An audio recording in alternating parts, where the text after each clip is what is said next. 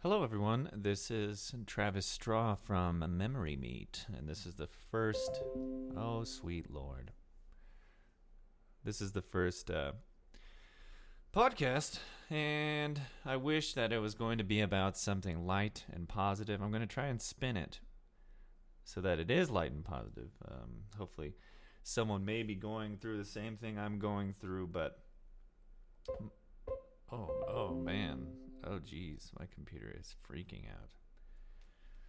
But I'm going through something I think that we have all gone through, and that's when you reach that point in your relationship where it can go no further. And I truly think that for me specifically, it's through no fault of anyone. I know that I love her and she loves me, and that's not something I'll ever doubt. It's just the painful reality where someone within the relationship cannot move forward because of previous, like I call them, legacy scars. You know, just these things that you try so hard to ignore your whole life because they're super painful. And I have my own with my life, and they suck. And it's a huge part of you that'll make you feel like a really big loser and weak. And some people live their whole lives trying to escape that. And very rarely do people look inward and say, like, what is going on with me? And for me, in this case, I seem to only pick relationship partners that are going through these things. But in the end of the relationship, I want to see positivity, and I refuse to see it negatively. The love was real, and I was never blind to it. You know, like I never thought to myself, man, this is probably going to go, super well, and I'm going to go through nothing at all. But I have this impulsivity towards people that I'm drawn to.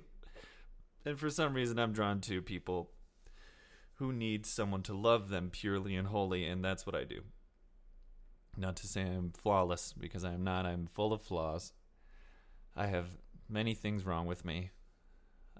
But, one of my greatest talents, I think, is to love people in general, and also maybe just when I have a significant other, to be able to love them shamelessly and wholly and give them everything I can, especially in the sense, like, when I see an issue, I'm going to try and help.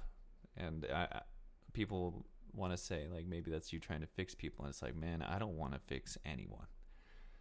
Like, I literally just want to be happy. I think I was built for a relationship, so every relationship I'm in, I give 100%, and if 100% of that is me, unfortunately, knowing these issues, like, I can't ignore these because this is a person I love. This is someone that I want to be happy, want to be their best self, and I'll never shut up about it. And if that person is willing to receive that, which this past relationship, she was, like, I mean, the relationship ended, and I'm not buying. I'm of course very sad, but I'm proud of where she is, and I'm hopeful for her positive progress here and onward. And I think, to me, regardless of how we came to this conclusion, to this end, beyond the roller coaster of it all, I'm so happy that I could have been there and helped, and not for a moment will I regret it. And I guess it's therapeutic for me to say this, if only to a microphone that will, bring this file to the middle of the internet, where who knows who will listen to it. But the only thing I can do is lean into, like, okay, positive. What happened, happened. And there's something that was good that was yielded from everything. And regardless of where I am and my lack of friends, and coming to know that the people I thought may have cared about me don't. Not of course, not the person I was dating. She cares about me, of course. But people who just,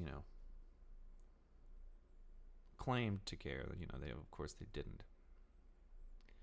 And that's not a huge deal. It's just like, kind of sucks in the situation where I'm at. It's like, I need some kind of this emotional support to deal with these feelings, but at this point I don't have that system, so I can't responsibly deal with what I'm going through. All I could do is say, thank God, at least she's going to be able to cultivate a more positive and honest life, and that makes me so happy.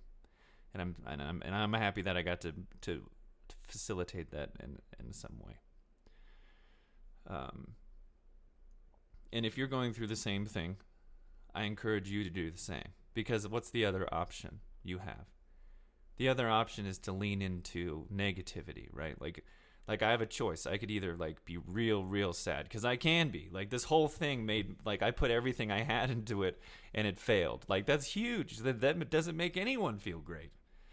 And then I could follow that rabbit hole into basically hell, into the depth of my negative zone, which is seemingly infinite. But I don't want to do that. It's dangerous for me to do that.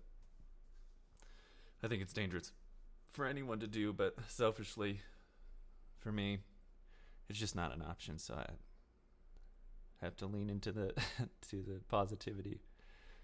I have to lean into that, okay, Travis, pick yourself up by the bootstraps. No one else is going to do it. Be positive, work out, lose weight, do memory meet stuff. And I'm so happy that I get to do memory meet stuff. I don't know what it is. I'm very excited about it. I'm going to be making videos here soon, hopefully, depending on my emotional fortitude. But if you're listening, thank you. My goal is to create honest and open podcasts so that it maybe you can feel that as though you could trust the words I'm saying, and maybe that can help you. And maybe you could feel like I am your friend, because I guarantee you, if we were to meet, I would be your friend. And I would care infinitely about you, because you deserve to be happy, and you deserve to be the best you, and you deserve to move on and do everything you've always wanted. Because I feel like this world spends too much time trying to pinhole us into this stupid thing where it's we have to do these retarded social obligations, and it's just sad to see everyone march around obviously sad and obviously numbing their own pain.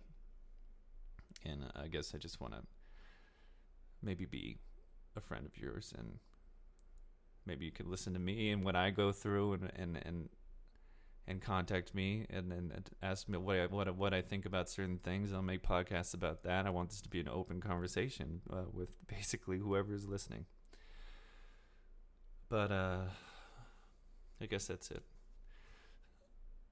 And as unglorious as it is to start my entire Memory Meet podcast with the first thing being about this, I think it is growth. I think it is, if anything, a step forward, and that's what I'm going to celebrate. That I love her and she loves me, and she is now given the opportunity to be exactly who she wants to be, because no one gave her that tool. No one gave her those tools. No one taught her how to communicate and how to feel things and not feel super weak because of it. And I think that's most people. So the meets, the steaks, the steak dinners, my podcast, the next tracks, they're all going to be stuff that I think that maybe you need to hear to make your life what you need it to be, what you want it to be. And I hope it helps. I'm Travis, and thank you for listening. I will talk to you guys later, next time on Memory Meet.